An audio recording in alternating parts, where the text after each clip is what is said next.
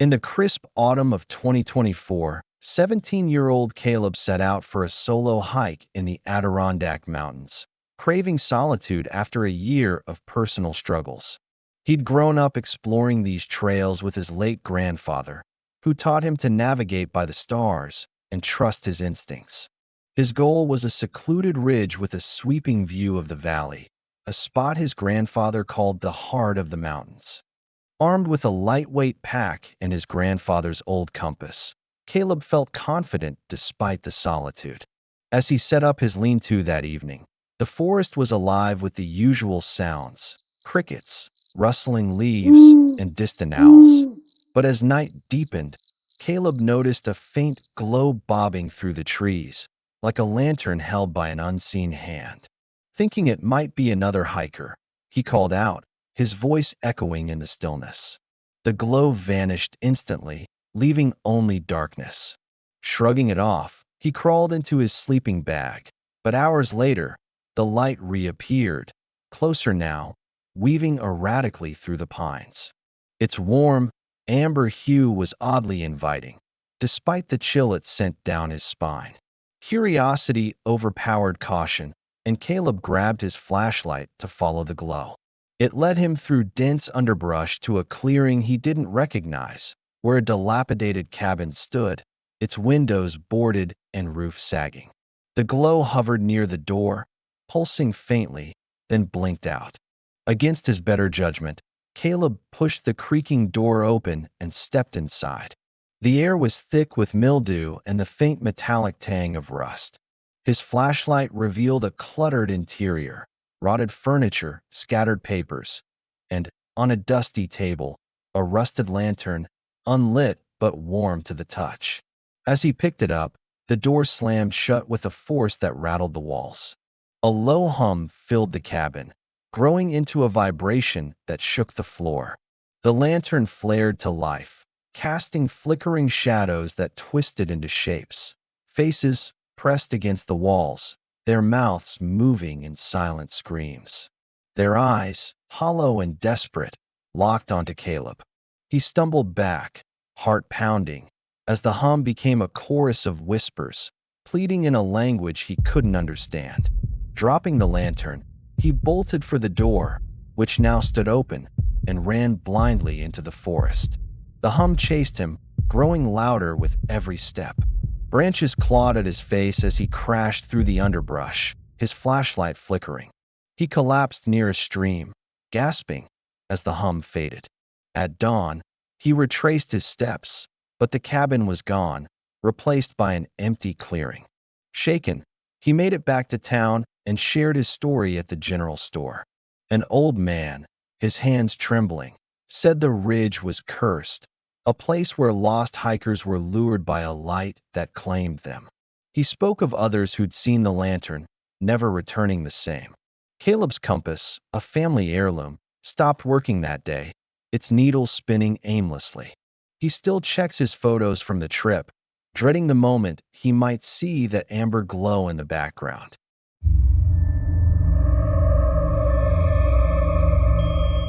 In the summer of 2023, Lila, Marcus, and Tara, three friends with a passion for the outdoors, embarked on a backpacking trip in Washington's Olympic National Forest.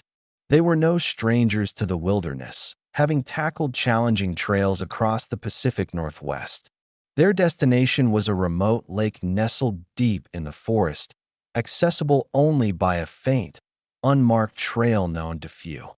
The towering pines, draped in moss, and the misty air promised a serene escape from their busy lives. They reached the lake by late afternoon, setting up camp on a rocky outcrop overlooking the water. As they gathered wood for a fire, Lila noticed an unusual stillness. No birds chirped, no squirrels scurried. The forest felt like it was holding its breath. As dusk painted the sky in hues of orange and purple, they lit their fire and settled in, sharing stories and laughter. But as darkness fell, a faint whispering drifted from the trees, like a distant conversation carried on the wind. Lila, the most attuned to nature's sounds, strained to listen. The whispers were soft, overlapping, and spoken in a language none of them could place. Marcus, ever the rational one, dismissed it as wind moving through the pines, but Tara, more intuitive, felt a chill unrelated to the cool night air. The whispers grew louder, more distinct, as if circling their camp. Curious and uneasy, they grabbed their flashlights and followed the sound toward a cluster of gnarled, ancient trees about 100 yards away. The whispers stopped abruptly as they approached, leaving only an oppressive silence. Tara's light caught a series of jagged symbols carved into the bark, spirals, crosses, and shapes that seemed to writhe in the flickering beam.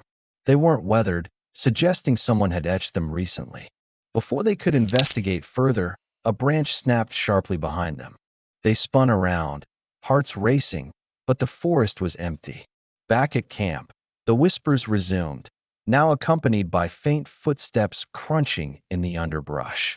Lila swore she saw shadows darting between the trees, too swift and fluid to be human. Marcus tried their walkie-talkie, hoping to contact a ranger, but it emitted only a piercing static that made Tara wince. The air grew heavy with the scent of damp earth and something fouler, like decay. By midnight, the whispers had escalated into a deafening chant, a cacophony of voices that seemed to press against the tent walls. Terrified, they huddled together, debating whether to flee in the dark. Lila suggested waiting for dawn, fearing they'd get lost in the dense forest. The chanting stopped around 3 a.m., replaced by an eerie silence. Exhausted, they dozed off, only to wake at sunrise to a chilling discovery. Their gear was scattered across the campsite, as if someone, or something, had rifled through it. Their food was untouched, but their map was torn to shreds. Worse, the trail they'd followed to the lake was gone, replaced by an impenetrable wall of trees. For hours, they wandered, panic rising as landmarks vanished. The forest seemed to shift around them, paths looping back to the same gnarled trees with their unsettling carvings. Just as despair set in, they stumbled onto a ranger station, its lights a beacon in the fog. The ranger, an older man with weathered hands, listened to their story with a grim expression. He claimed no lake existed in that part of the forest, and the carvings they described matched no known cultural symbols. He drove them to safety, but the trio never returned. Lila still hears whispers in her dreams, and Marcus keeps a knife by his bed, haunted by the shadows that moved too quickly to be human.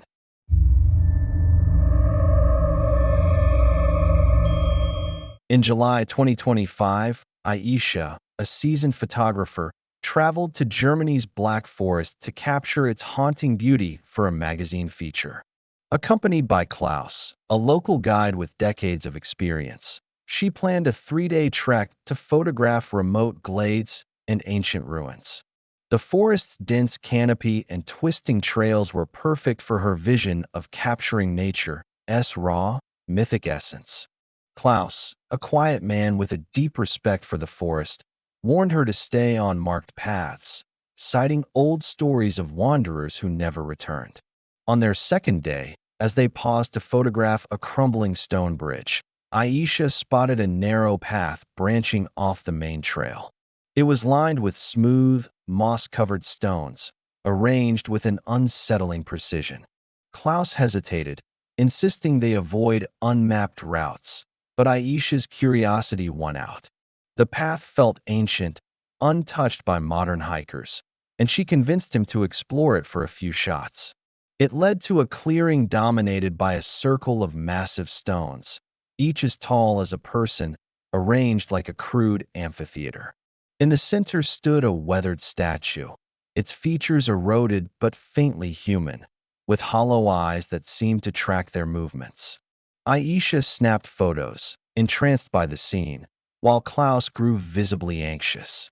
The air turned cold, despite the summer heat, and a low rumble, like distant thunder, vibrated through the ground. Aisha's camera glitched, displaying distorted images of the statue with glowing, amber eyes. Klaus grabbed her arm, urging them to leave, but when they turned back, The path had vanished, swallowed by dense undergrowth. The rumble intensified, and the stones seemed to shift, their shadows lengthening as if closing in. Panic set in as Aisha felt a tug on her backpack, sharp and deliberate, but no one was behind her. Klaus whispered tales of the forest's guardians, spirits said to protect sacred sites from intruders. They scrambled over the stones, their hands bloodied on jagged edges, desperate to escape the tightening circle. The rumbling stopped as they broke free, finding themselves inexplicably back on the main trail. Aisha's camera was blank, its memory card corrupted, and Klaus refused to discuss what happened, his face pale.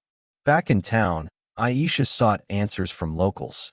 An elderly woman, her voice hushed, spoke of the stone circle as a site of ancient rituals, guarded by entities that punished those who disturbed it. She claimed the statue was no mere sculpture, but a vessel for something older than the forest itself. Aisha hasn't touched her camera since, haunted by the memory of those hollow eyes and the tug that felt too real to be imagined. Klaus, once a frequent guide, now avoids the Black Forest entirely, claiming the trails change when you're not welcome.